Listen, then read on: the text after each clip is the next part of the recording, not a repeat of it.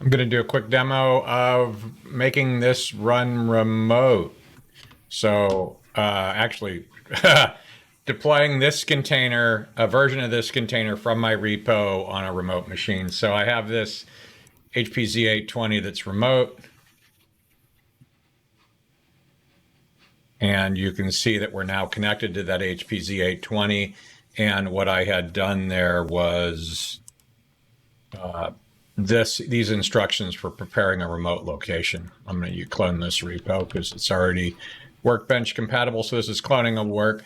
I installed the server remote. What does that mean? It means that in this graph here where we have Windows and we have the Workbench sitting on our WSL instance, I also have a Linux machine sitting out there that I installed the Workbench server command line component on, and that installed Docker. And so whenever I run a command, what's actually going to happen is going to SSH out to the server version, and it's going to run the commands remote.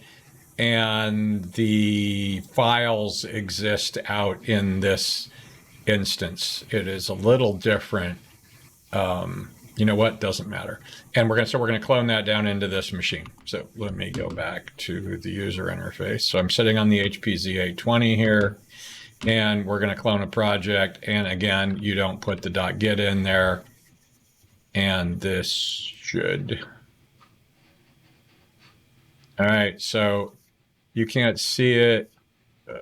There you can see it's building. Oh, that's so unfortunate. Anyway, you can see it's actually out building the container at the bottom here. And that's because on this machine, there wasn't a pre-built container for this project. Actually, it's out building an image based on the template that is defined in this package. That template already existed. We're going to now, when this build is done, we will be able to start it and then open a Jupyter notebook. And actually, if you want to see, we can look at the terminal window here. So we can see Docker. We're actually, one of our cores is out there running the Docker D command. Docker D command. Why is that? I don't know, probably because it's building the image. And also we can look on the file system on this one. So we can see that we have, am I on the right one? So you can see again that we have, except in this case, in the WSL version, it was in the WSL instance and it was logged in as that user ID here. I actually SSH'd into this box and the NVIDIA Workbench is in my home directory. And you can see once again that the Git owner is the prefix for the project name in the directory structure. So that way, if you clone the same project from multiple places, you don't get step on each other. And let's see where we're at here. Okay, so the build is, okay. And so now we can open the Jupyter notebook here from this server. So if I come here, we can get the project. We should get this in a minute. There we go.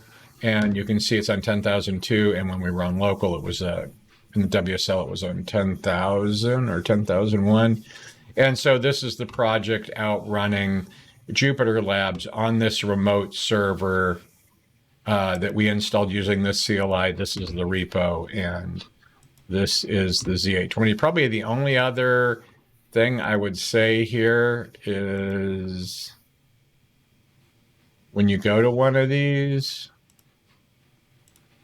the location remote, you have to have a real DNS entry with a domain name. If you just can't just use like HPZ820 in my case, and .local didn't work, so I ended up putting the IP address in here.